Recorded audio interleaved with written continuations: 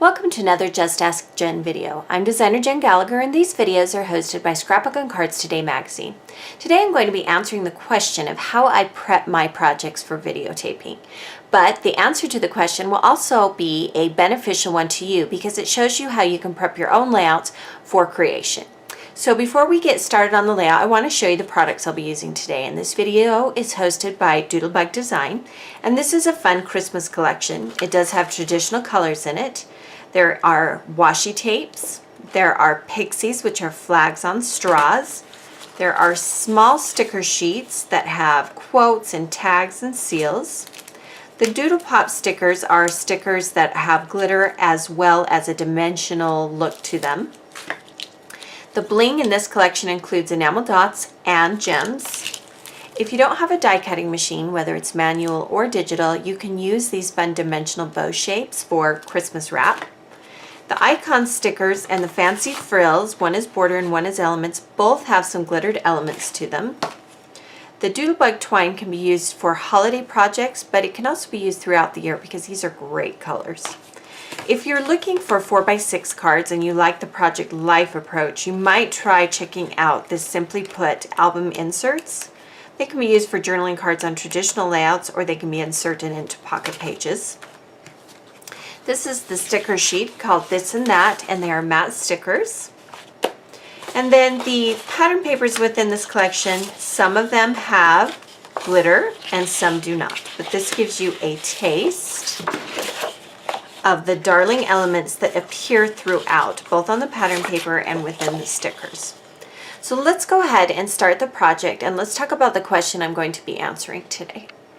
So the question I want to answer in the Just Ask Jen series today is how I prepare items for filming. And I thought you might want a little behind the scenes for this. And what I do is I usually prep everything beforehand, and a great way to do that is to use a scrap and easel. And they were generous and sent this to me so I could show you a little bit about it. But it has two 12x12 full platforms that you can use. And mine is laying flat right now, but I wanted to show you in their instructions that it can be placed to be an easel. And you can put them up steep, or you can just create kind of a slight angle so that you're looking, you can create things. It also includes these clear acetate pieces, a magnetic ruler, see it sticks, and then it has several of these teeny tiny little magnets. And the concept is very simple. When I am filming, I want everything ready to go. So I will start with some pattern paper, and I can tuck these in the corners if I want. And then I can start measuring items out that I want to use. And then in order to keep everything in place as I'm designing, I can simply use the magnets instead of using any kind of adhesive.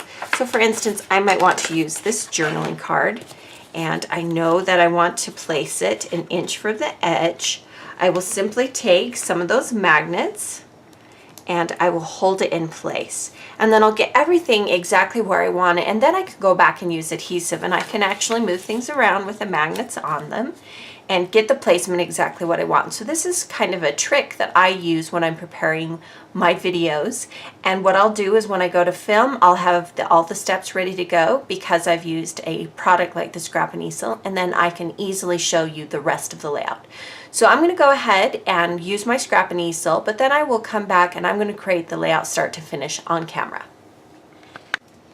So here is what a layout looks like with some of the elements placed on. You'll notice that I'm holding them in place with the little magnets, and I have moved them around until I've got them exactly how I want them. And now at this point I can remove things and adhere them down, which is what I'm going to do. Meanwhile, I'm just going to move them out of the camera, and I'm going to use the magnets to kind of keep them where I want them. So they stay together. You can see I'm kind of placing them off the edge. So then I can go ahead and adhere things. And there are many different ways that you can use this particular system for pre-planning. This is how it works for me. So there are lots of different ways. Make it work for you. I'm going to take this double-sided glitter pattern paper, and I'm going to cut it into a pennant shape. The nice thing about pre-planning your layouts is that you're less likely to make a mistake, but it's okay if you make a mistake. You can change your mind with the magnetic system, whereas if you are using adhesive or temporary adhesive to hold it in place, then you tend to gum up the paper that you're using. So houndstooth on one side, cute little in love reindeer on the other. Again, cutting it in a pennant shape. And this is a great collection because it's full of traditional colors. And before I place it on my layout, I want to add some of the twine. I'm going to use the red twine, and it is attached on the edge, and you simply unwrap as much as you think you'll need. And then you can start wrapping it around your pattern paper. And I leave enough so that I can tie it into a bow about 3 or 4 times and trim it off. And this twine will last for a long time, and you can use it for a lot of different projects. St. Patrick's Day, gray is great for every day. So even though it's Christmas themed, you can use that twine all through the year. Valentine's Day is coming up, it has a lot of red in it as well. Go ahead and tie this into a bow before placing it on our layout. And then at the very bottom of this houndstooth strip, I'm going to take one of the border strip stickers, and you can see that I've cut off the backing with it. I wanted to place it somewhat beneath, so using my magnet I can kind of get a feel and realize that I need to cut it down a little bit. So before I cut away that backing or pull it away from the backing, I've cut off that excess piece. And then we'll peel it off. Now here's a fun thing. I can twist around the layout, and if I want it to be stabilized, I can place the magnet to hold it onto the mat, foam mat, and then I can add my sticker to the glitter paper. And then I can leave the magnet on if I want and just twist it around. Let's go ahead and add the photos next. Again, getting our placement, getting a fill. Move it out of the way, and we'll add the first photo. You can slide it underneath. Then we don't need the magnet anymore, and we can adhere it like this. Then to the bottom here, I have several different elements. I took one of the 4x6 cards and I cut it down to fit the page because a full 4x6 card was covering up too much of the photo. Then I have a sticker from the 12x12 sticker sheet and a glittered house sticker. So I'm going to first add the journaling card. I'm creating kind of a cluster of embellishments here. And then once I know where I want to place the sticker, I can place it there.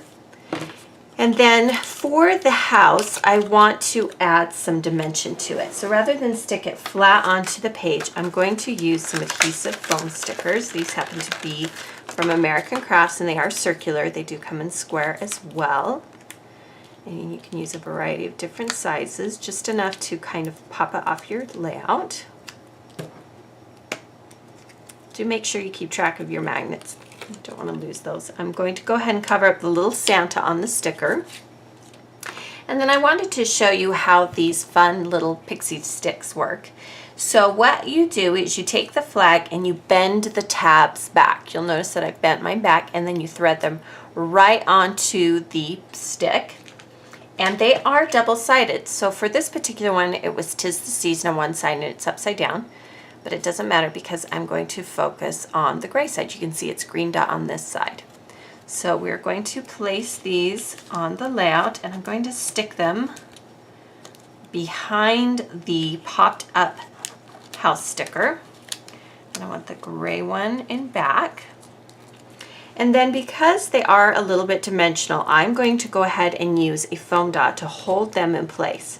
And I'll just place it right on the back of that flag and then press down, and that will hold that flag exactly where I want it.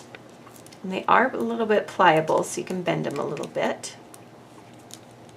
Now to dress up the gray flag, I'm going to take a sticker from the 12x12 sticker sheet, I'm going to trim off. It has 2 little punched holes in it, and I don't want those showing. So I'm going to trim that off a bit, and I'm going to add the sticker to the gray flag. So make sure you don't stick it on your photo.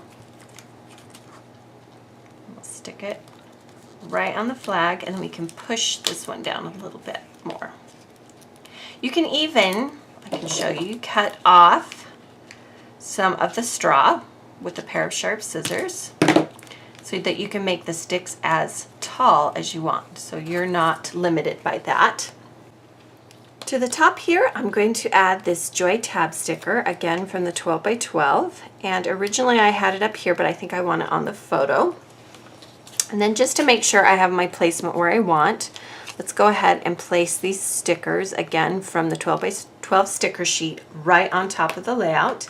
I also want to incorporate a flare button, and so I'm going to add the little ornament one, and I've kept the backing on so that I can kind of see the placement of the stickers, kind of get a feel for how they're going to look. And then these are stickers, so you can simply place them right on the layout. The flare badge, and then we can move things where we want. And I'm going to go ahead and pop dot this sticker as well. Now to add a little bit of dimension and texture to the layout, I'm going to add some more textures through the use of washi tape. This is always a great texture to use, and it's a great supply stretcher as well. And when you first get it, it has a nice clean cut, and I like a messy looking cut on my washi tape. So I'm going to go ahead and tear it so it fits what I'm trying to accomplish. I'm going to tuck a little bit on each side so that it looks like it ran the whole length.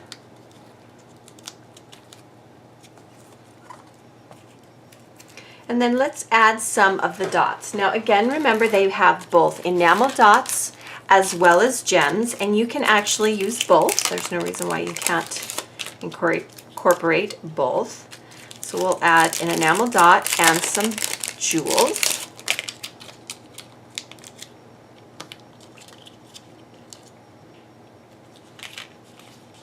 And then you can go ahead and add your journaling directly to these stickers. The one thing I like about the 12 by 12 stickers is they have a matte finish. So you can use any of your favorite journaling pens, such as this black pen. I'll go ahead and do the journaling and then show you what it looks like. So you can see that I've added just a little bit of journaling with that black pen. I'm going to take one of the smaller stickers from the Doodles Quotes, and I'm actually going to cut the small word bubbles part of the sticker away, and I'm going to tuck it behind the house sticker to serve as my title. So there you have a layout that comes together very easily because I use the scrap and easel. This is a great planning tool, especially if you change your mind a lot and you need to look at your layout for a day or so to see how it feels. Thank you for joining me for today's video. Be sure to subscribe to the Scrapbook and Cards Today magazine YouTube channel so you don't miss out on any of these tutorials.